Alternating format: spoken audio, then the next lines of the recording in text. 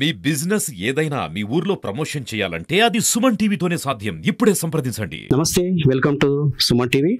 ప్రస్తుతం నిర్మల్ జిల్లా కుంటాల మండల కేంద్రంలో ఉన్నాము. అయితే ఈ మధ్య మరణించినటువంటి సాంగి శ్రీనివాస్ గృహంలో ఉన్నాము. అయితే సాంగి శ్రీనివాస్కు సంబంధించి వారి భార్య 4 ఏళ్ల కిందట చనిపోవడం జరిగింది. అయితే పిల్లలు ఇద్దరు, తాను కూడా ఈ మధ్య 15 రోజుల కిందట చనిపోవడం జరిగింది. అయితే వారి పిల్లలు అనాథలయ్యారు.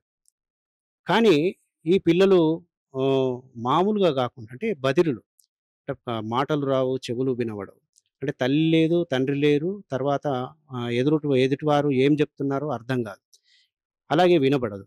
మరి ఇటువంటి పరిస్థితులలో మరి వీరిని ఆదుకోవడానికి మరి ఏమిటి పరిష్కారం అన్నది అందరికీ కలుగుతున్నటువంటి ఒక ప్రశ్న. అయితే వీరిని ఆదుకోవడానికి చాలామంది గ్రామస్తులు అలాగే సంఘం ఆధ్వర్యంలో సాంగి శ్రీనివాస్ మరణించినప్పుడు అంత్యక్రియల కోసం కొందరైతే ఆర్థిక సాయం చేయడం జరిగింది. కానీ గవర్నమెంట్ నుంచి ఇంతవరకు రూపాయి రాలేదు. సాంగి శ్రీనివాస్ మీద గానీ, అతని భార్య పేరు మీద గానీ ఒక్క గుంట భూమి లేకపోవడం వల్ల రైతు బీమా గానీ, రైతు బంధు గానీ వచ్చేటువంటి అవకాశాలు లేవు. కాబట్టి ఇకనైనా అంటే గవర్నమెంటు ఆదుకోవాలి. మరి ఏదైనా ఆర్థిక సాయం చేయాలి. వీళ్ళిద్దరిని బదిరుల స్కూల్‌లో అంటే డెఫ్ అండ్ డమ్ స్కూల్‌లో మంచి ఉన్నత విద్యను అందించాలి. హాస్టల్ వసతి కల్పించాలని చెప్పి కోరుతున్నారు. ప్రస్తుతం మనతో వారి నానమ్మ గారున్నారు. వారి నానమ్మ గారితోని మాట్లాడేటువంటి ప్రయత్నం చేద్దాం. సో, సాంగి శ్రీనివాస్ గారి మదర్ ఉన్నారు. ఆ పిల్లలకు సంబంధించినటువంటి నానమ్మ. అయితే వాళ్ళకున్నటువంటి ఇప్పుడు ప్రస్తుతం ఉన్నటువంటి ప్రాబ్లమ్స్ గురించి వారితో చర్చించేటువంటి ప్రయత్నం చేద్దాం. అమ్మ చెప్పండి, ఇప్పుడు వీళ్ళ తల్లి చనిపోయి ఎన్ని రోజులయింది? తండ్రి చనిపోయి ఎన్ని రోజులు? తండ్రి మొన్న 15 రోజులాయె. తల్లి చచ్చిపోయి 4 ఏళ్ళాయె.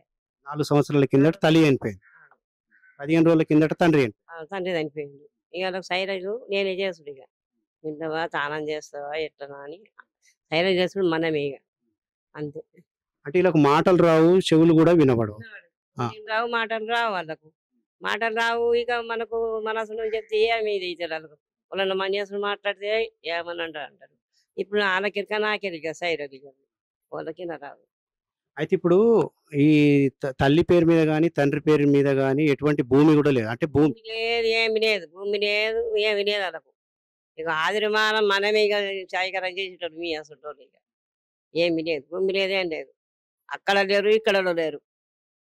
అంటే ఇప్పుడు మూగ వాళ్ళకు, చేటి వాళ్ళకు స్పెషల్‌గా స్కూల్స్ ఉంటాయి. అంటే ఈడ గాకుండా ఇప్పుడు ఈ మామూలు బళ్ళల్లో వీళ్ళకి చెప్పడం కష్టం. అంటే వీళ్ళు వినబడదు కాబట్టి వీళ్ళకి సంబంధించిన ప్రత్యేకమైనట్టు స్కూళ్ళుంటాయి.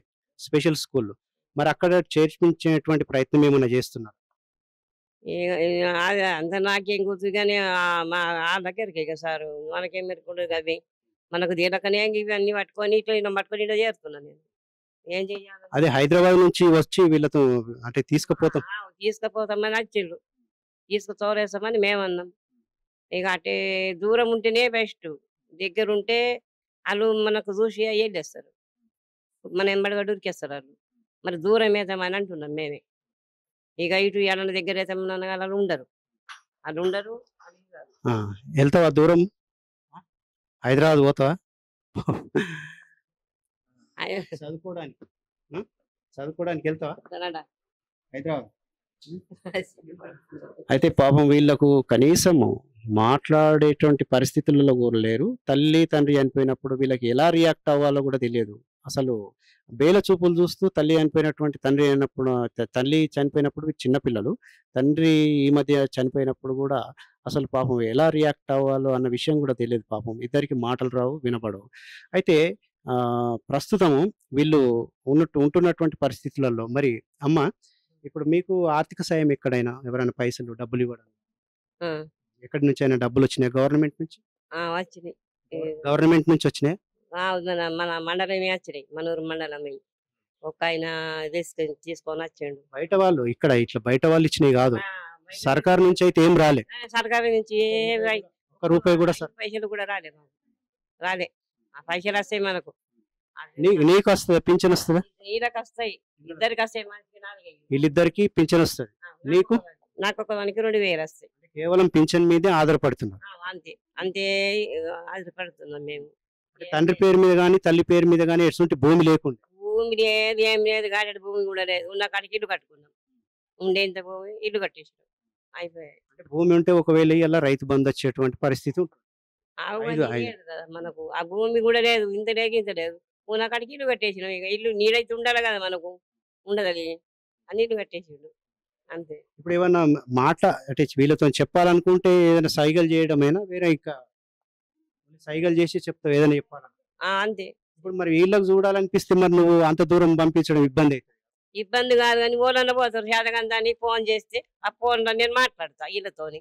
ఆడ సైరన్లోకి ఎరకనే కదా ఇక నువ్వు తిన్నావా, వీడియో చేసినావా, కాల్ వీడియో ఏడుస్తున్నావా అని వీడియో కాల్ చేసి వీడియో కాల్ చేస్తే మాట్లాడతా అట్లా. నీకు వీడియో కాల్ చేస్తేనే మాట్లాడతా. ఇప్పుడు సర్కార్కి ఏమని నువ్వు విజ్ఞప్తి చేస్తున్నావు, సర్కార్కి ఏమని కోరుకుంటున్నావు, వీళ్ళ పరిస్థితి గురించి సహాయం చేయాలి, మరి వీళ్ళ గురించి ఏం అడుగుతున్నావు, ఏం అడగాలను? ఏమన్నా సాయకరం చెయ్యదు ఇక, అంతా నీకెరక నాకు తీరదు, ఇది చెయ్యదు, నేను తీరని దాన్ని, నాకు ఏం తీరదు. అది మీ దయకొచ్చిన కాడికి ఏదైతే అది చేయండి ఇక, అంతే. ఇక నేను అనేది అయితే చుట్టుపక్కల వాళ్ళు ఏమన్నా సాయం చేసిండ్రు? ఏం చేయరు, ఏం చేసిండు ఇక చుట్టుపక్కల ఇచ్చేటోళ్ళు గిట్ట చేస్తుండోళ్ళు ఇచ్చి ఇంత సాగదోలింది, ఇంత ఏం ఇయ్యలేరు. గవర్నమెంట్ అసలుకే రాలేదు మనకు, చేతులకే రాలేదు. ఇగో ఇప్పుడు చేస్తున్నాం, నేను వచ్చినవి చేస్తున్నాం ఇప్పుడు. ఇక మీద దయకొచ్చిన కాడికి అంత ఇదంతా ఇది చెయ్యండి. ఇప్పుడు వీళ్ళు స్కూల్కి ఎన్ని ఏళ్ళు అయిపోవటి? ఇది ఇది 9వ, ఇది 7వ, 8వ. ఇగో ఇది ఇవి ఎంత. ఇప్పుడు ఈ అమ్మాయి 9th క్లాస్, ఈ అమ్మాయి 8th. చదువుకుంటుండే ఇక్కడ ఇక్కడ గవర్నమెంట్ హై స్కూల్. నిన్న నేను చదువుకుంటుండే, నిన్న చదువుకున్నాక అడిపోతా, నీడ తంబాకు దుబ్బరా అటే పోతుండే, ఇటు వస్తుండే.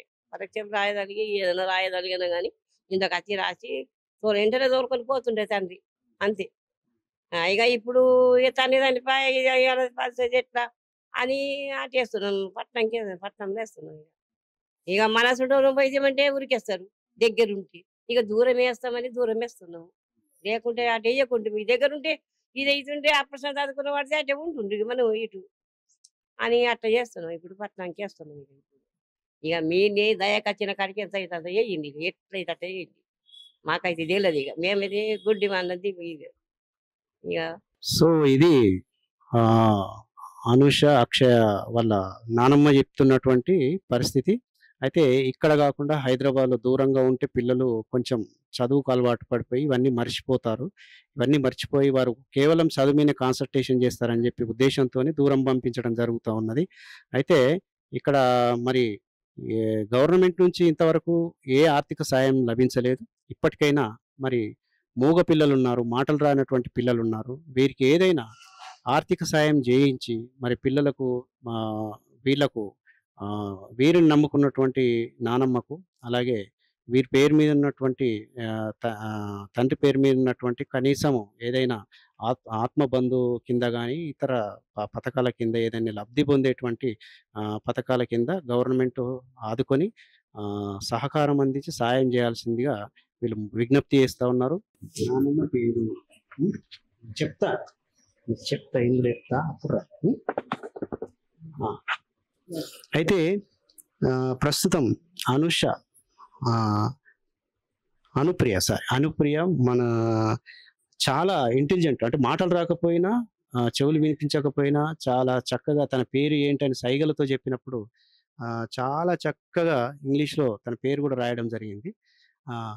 ఇక్కడ అనుప్రియ, ఈ అమ్మాయి పేరు అనుప్రియ, వీళ్ళ అక్కయ్య పేరు అక్షయ్ అని చెప్పి ఇద్దరి పేర్లు చాలా చక్కగా రాసింది. అంటే రాయడంలో ఎటువంటి డిఫరెన్స్ లేదు, అంటే చాలా చక్కగా రాస్తుంది. తెలివితేటలు అవి బాగా ఉన్నాయి, అంటే ఎక్కడైనా వీళ్ళు రాణించగలుగుతారన్న ఒక కాన్ఫిడెంట్ కలుగుతున్నది. మరి నానమ్మ పేరు రాస్తావా? నానమ్మ పేరు, డాడీ పేరు నాన్న పేరు రాస్తావా? ఇద్దరు పేర్లు వచ్చా? నాన్న పేరు రాయి. రాయ్, నువ్వు రాస్తావా? రాయ్. Left hand Srinivas. ఓకే. వాళ్ళ నాన్న పేరు శ్రీనివాస్ అని చెప్పి, అలాగే